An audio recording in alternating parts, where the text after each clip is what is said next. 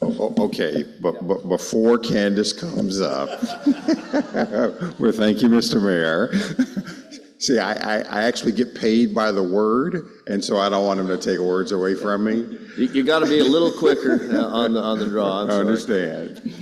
So first of all, again, thank you to Congressman Fleischman for joining us today. And again, I've been involved with the EFCOG for about 5 years now, and I can't speak to the 5 years before that, but every year that I have been involved with the EFCOG, Congressman Fleischman has been present and not just shows up, for 1 or 2 meetings, always has been a great supporter of this mission. And so it is great to have someone who is always willing to come and discuss with this organization and to take questions and to always be willing to learn. So that has been a great to have him do that.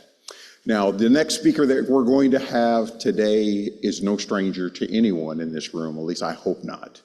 And even if you're new, and maybe this is just kind of you coming into the EM mission, let me tell you that our next speaker has had the opportunity to serve in leadership positions across the Office of Environmental Management. She's also worked outside of the department with the Nuclear Regulatory Commission, and so she is very well suited for her leadership that she currently has of the Office of Environmental Management. So I hope you will give her your great attention, and I'm sure she will have some things to tell us and will spur some questions and thoughts and ideas and partnership things that you would like to do as we think about things this week during this workshop. So ladies and gentlemen, without further ado, let me welcome Candice Robertson.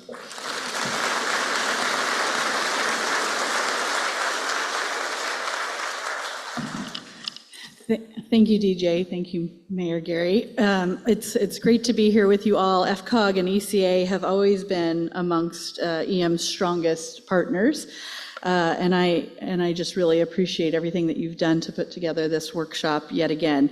Together, EFCOG and ECA represent 2 of the key segments of what I like to call the people of EM. And I want to thank you again for your efforts on working with us across a variety of issues. I'm really proud and humbled to have the opportunity to lead EM at this time. As Seth noted, 10 years ago, I was Chief of Staff. Seth is, I think, the only one that's maintained the same position, so thank you for your steady leadership across all of that. But everybody he mentioned is still involved in the EM program because it's a place that we all love and it's a mission that we all love to give our heart and soul to. It's very rewarding, it's also very challenging, and it requires constant vigilance to ensure the safety of our workforce and the public. It's technically complex with little room for error, and it involves first-of-a-kind projects that often involve first-of-a-kind challenges. And as the saying goes, nothing worth doing is easy, and so it is with the EM mission. One of the things that sets EM apart, though, is that our mission serves as a unifying force. And it was born out of necessity to address the significant environmental costs of our national security work during World War II and the Cold War. And it unites us around shared goals of passing on a safe, clean environment for our children, grandchildren, and future generations. It also unites us around delivering results for those most impacted by the legacy of the past. In fact, one of the things that I love the most, I think that we all love the most about EM, and what makes it so unique is the direct impact on our local communities. By focusing on steady, stable progress, the program has been able to achieve really remarkable results since it was born in 1989.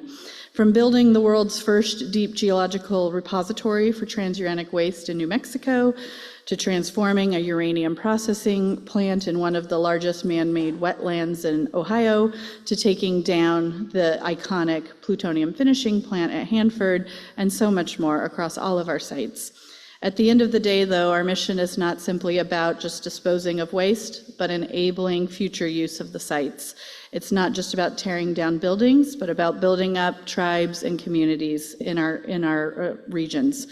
I'm very excited to spend the next 2 days with you all. celebrating our successes and discussing how to best tackle our upcoming challenges. It's encouraging to see the really great turnout that we have here in DC, along with all of those who are joining us virtually. And I'm pleased to say I did play a small role in establishing this workshop 10 years ago. And as DJ noted, it's one of the marquee events for the Office of Environmental Management and our mission. In addition to discussing what we've accomplished and what we have planned for the coming year and how we can continuously improve operations, we also should all remain focused on why we're involved in this effort and why it matters.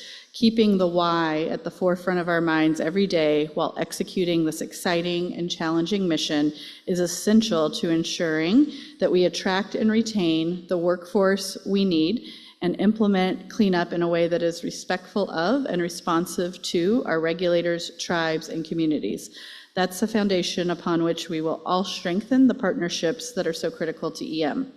So when it comes to the what of EM, what EM has done, this has been a very impactful year of steady, stable cleanup progress. EM's Principal Deputy Assistant Secretary, Jeff Avery, will share much more about the successes across the complex, but I just wanted to offer a few key highlights that I think demonstrate the theme of the workshop, Partnering for Progress. First, out at Hanford, our team out there did a tremendous job after many years of work in negotiating with EPA and the state of Washington, a breakthrough agreement that charts a path forward for the Hanford Tank Waste Mission. As Congressman Fleischman was noting, this is a critical mission for advancing cleanup across the complex, and it's one that we're all very committed to seeing through. This agreement was enabled by the tremendous work of everyone at Hanford. They have done such a tremendous job of demonstrating meaningful cleanup progress and communicating when there are challenges in a timely and transparent way. The support of Senators Murray and Cantwell and Congressman Newhouse, as well as the support of the local communities, were vital to securing the budgets needed to advance the cleanup. And we were able to work through tough issues because DOE, EPA, and the state of Washington share an unwavering commitment to advancing the tank waste mission at Hanford. And in the end, we are in a place where we can get down to the business of more fully executing the tank waste mission, resulting in benefits for the environment and the people of Washington state. At Oak Ridge, we completed the first phase of the new environmental management disposal facility. We've been able to move forward with that project thanks in large part to leadership in Congress from Congressman Chuck Fleischman and the commitment demonstrated by the Oak Ridge community, the state of Tennessee, and EPA. The disposal facility is going to enable the next chapter of cleanup momentum at Y12 and ORNL. It's a prime example of what is possible when EM and our cleanup partners remain focused on the long-term goals and alignment on key priorities. Another example is on clear display at Savannah River site, where Mike Budney's team is closing in on 10 million gallons of tank waste treated at the salt waste processing facility, which is in addition to what I believe is about 17 million pounds of radioactive glass poured at the Defense Waste Processing Facility to date, and nearly 40-ish million gallons of grout produced at the Saltstone Production Facility. The maturity of the tank waste mission there is a testament to the long-standing collaborative partnership among Mike Budney's EM team, the state of South Carolina, and Dave Olson's Savannah River mission completion team. It's a partnership that drives progress and delivers unparalleled results for the tank waste mission at Savannah River, while also helping inform our efforts underway out at Hanford. The value of strong partnerships and the work it takes to maintain them is perhaps one of the most important lessons EM has learned over the past 35 years. What we have achieved and what we can achieve going forward all comes down to the effective partnerships among all of you, the people of EM. And that includes, of course, our federal and contractor workforce we have on the ground across the country, our labor unions, our regulators, and the Defense Board, who also helps make sure that we're doing everything safely, the best of American industry, who we count on to execute our work and partner with us on a lot of cross-cutting initiatives, and of course, our congressional cleanup champions like Congressman Chuck Fleischman, who we just had the pleasure of hearing from today, and who's hosting the Nuclear Cleanup Caucus briefing tomorrow night. And we have, of course, so many other senators and congressmen and women representing our sites who actively help drive our mission forward. The people of EM, of course, also includes the tribal nations and pueblos who have such a rich history and deep commitment to the land near our sites. And it includes states, regulators, and intergovernmental groups who we depend on to work through tough issues. It, of course, also includes our local communities that did so much for our country during World War II and the Cold War. And I'm really grateful, as I know we all are, to have our sites surrounded by communities and tribal nations that are engaged, informed, and leading the way and shaping their own futures. As a former local elected official myself, I know how important it is to have that kind of local leadership and engagement. Over the summer, I had the pleasure of making it down to Oak Ridge, which is a site in a community known for being deliberate and forward-thinking when it comes to opportunities for the future. And we heard Congressman Fleischman talk about that a little bit. I had a great opportunity to mark the completion of Vision 2024 with Jay Mullis and his team and Ken Reuter and his team and the congressman. It was a capstone achievement that brings ETTP full circle. By cleaning up the soil and transferring another parcel of land for next generation nuclear, this vividly demonstrates what EM is capable of achieving through partnerships with communities and industry. Jay and Ken will fill you in more in just a few minutes, but they've built a team of partners down there who are focused on solving key challenges of today while anticipating the needs of tomorrow in areas ranging from national security, scientific research, environmental protection, clean energy, and more. By creating so many new and exciting opportunities for the people of Tennessee, this illustrates the true value and impact of our mission. And it represents why we all come to work each day and do what we do. And that level of success is not limited just to Oak Ridge or just one site. A major skyline change was achieved at Portsmouth just a few years ago. Since then, we've transferred over 200 acres of land through a partnership with the community. And now we're looking at potentially doubling that to take advantage of additional clean energy development opportunities in Ohio. And because Joel Bradburn and his team have fostered a collaborative pipeline between sites, lessons learned during the historic teardown of X326 are being incorporated into our work at Paducah. It's another example of progressing work through partnerships that enable us to reduce environmental risk with an eye towards both the future of communities as well as the broader challenges of our time. To me, the most effective partnerships encourage frank and constructive dialogue and involve listening to any entity that's involved in the cleanup mission. Stronger relationships, more transparent communication, and a more collaborative approach to these partnerships leads to better decisions and provides new ways of looking at challenges. In short, these partnerships fuel the progress at EM, and that's what the theme of this workshop, of course, is all about. So how do we keep building on these partnerships? I really want to hear from you on that because I think you all are closer to the work and have the best ideas. I also have some concepts that I think will help us maintain momentum. First, we must continue to build and maintain trust across the entire spectrum of people engaged in our mission. Stephen Covey says in his book, Speed of Trust, that trust hinges on both character, which involves integrity and intent, and competence, which involves capabilities and results. EM has all of these things: high integrity, noble intent, world-class capabilities, and demonstrated results year after year.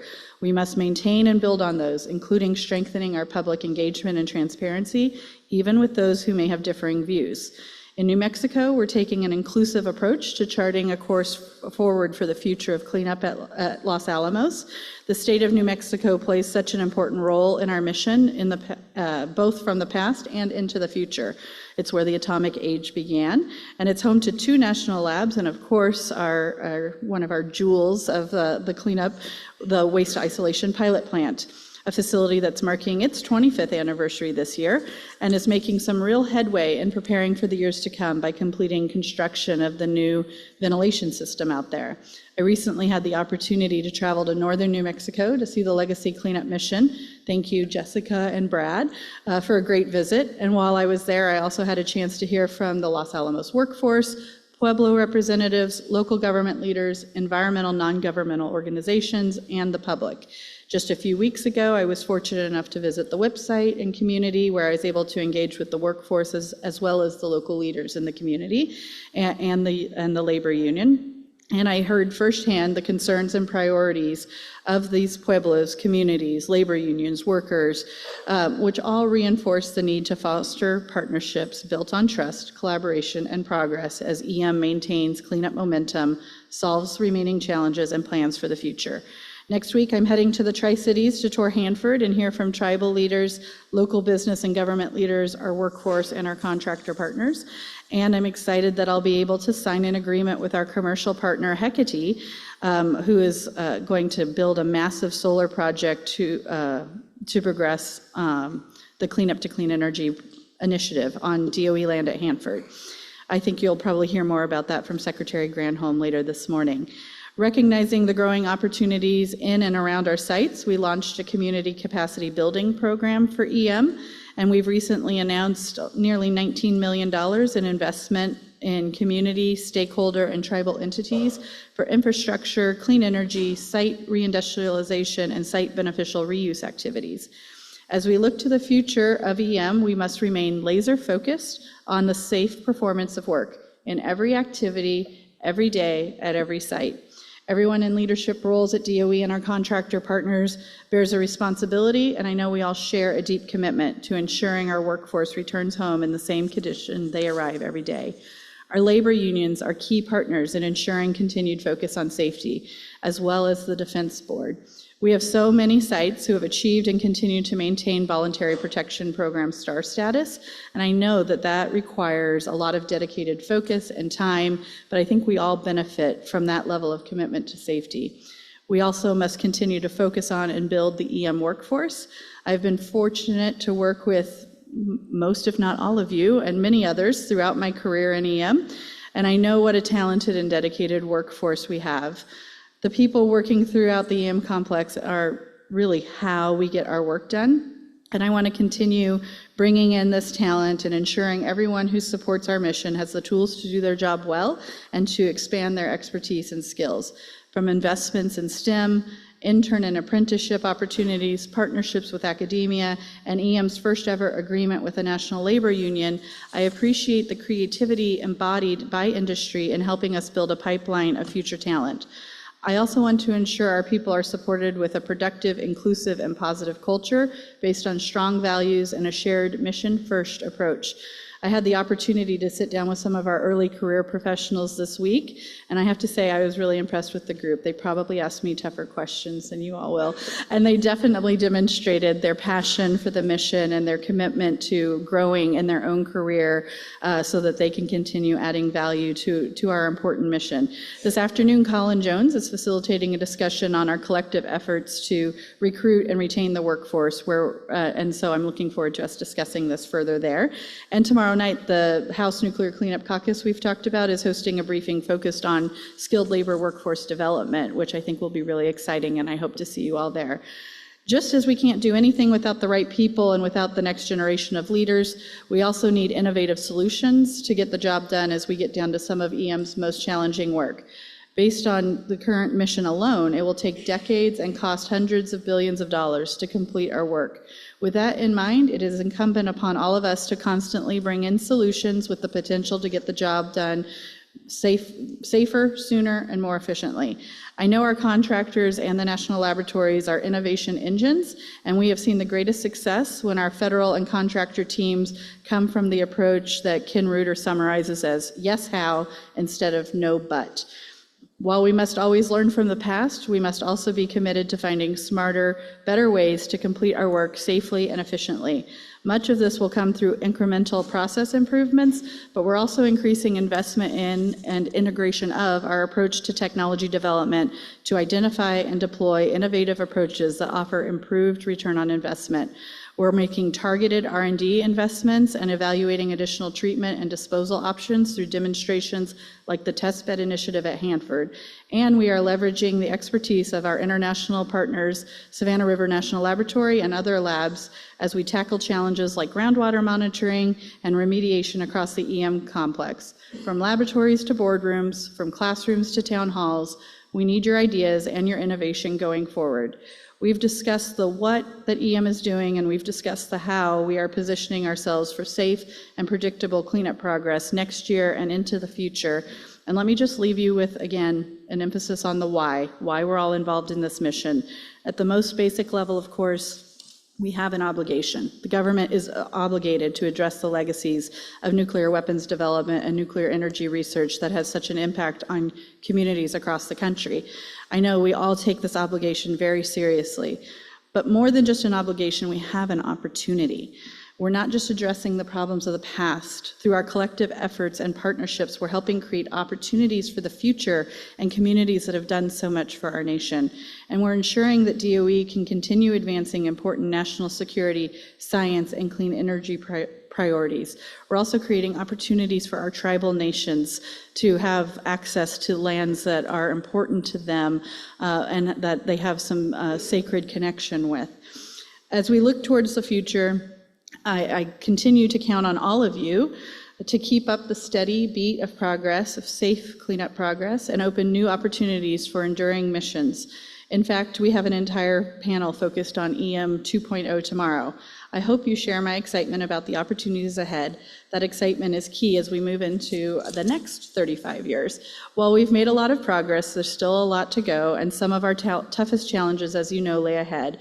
To meet those challenges, we need our workforce across the complex, federal and contractor, to continue to bring your passion and your dedication to our mission. We need our industry partners to bring the best talent and perform with an emphasis on safety, ethics, and progress. And we need the support and willingness of our tribal partners, our state officials, our regulators, and our local communities to help us move forward. At the end of the day, it's about a shared cleanup mission, a shared sense of community, and a shared vision for the future. I look forward to focusing on that shared vision this week and to hearing your thoughts on what comes next. And with that, I'd like to thank you for your time, and I think I have 2 minutes for questions.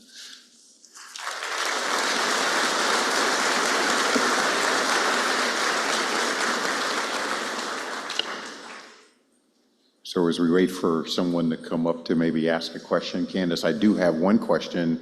And so you got a chance to speak to the early career audience, and many of us in here, we don't meet the demographics of being in that room. And so maybe you could share with us what are some of the takeaways you had based upon the questions that you received, and just in general, what was your sense coming out of that discussion with our early career people? I think that the future is bright. We have a lot of early career folks who were very focused on how they can make sure that they are progressing in their individual careers and contributing to the mission. There were some more focused questions on, their specific career path. Like, if I want to be an engineer, is it better to be like a stamping documents engineer? Is it better to be in the federal government or on the contractor side? And then there were broader questions about how to find mentors and develop their own knowledge and network so that they can be as impactful as possible. So it was really encouraging. It's always encouraging to hear from our next generation, and I think that we're in good hands. Someone asked me something before Seth does.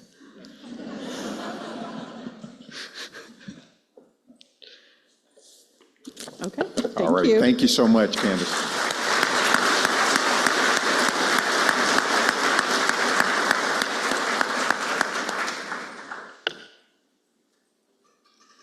Yeah, I had a question. Oh, Candice? We have one last question. Hi, Brian, how are you? Good. How you Good, doing? go right ahead. Brian Slutsky, Yakima Nation, Tribal Council member. Yes. Yeah, just in regards, to the Hanford area. Again, I'm a enrolled member of the Yakima Nation. In the Hanford area is land that was ceded by the Yakima Nation. That whole area once belonged to our tribe, Yakima Nation. And then, due to the Manhattan Project, it was taken. But also now, we're told that we can go back out on the land and we still live under our treaty. We're hunters, gatherers. And so part of that process is getting back out to Hanford, but after all these years, we were told, we've seen all the contamination and the things that was happening out there, but all of a sudden now we're heard that, it's okay for you to go back out there. And so we want to go out there, collect roots, berries, those types of things, and also hunt.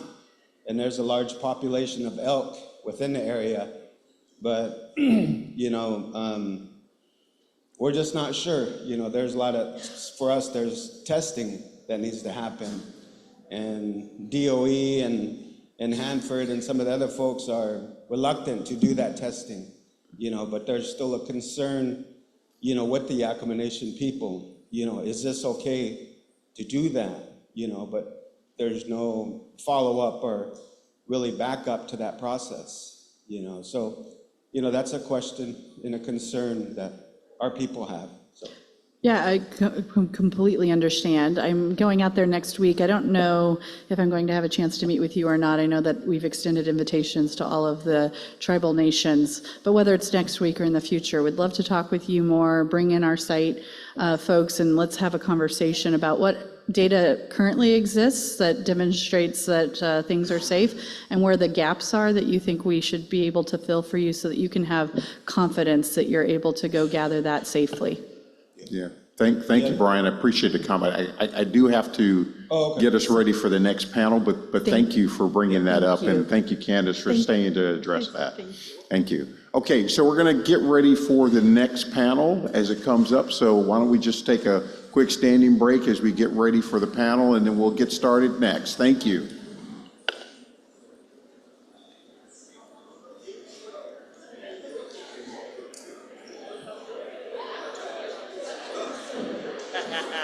That'd be a first. I'll be at the podium.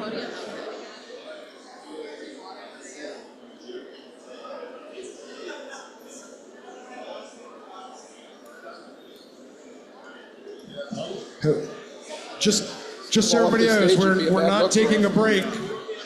We're just going to continue with the panel. No break, going right to the panel.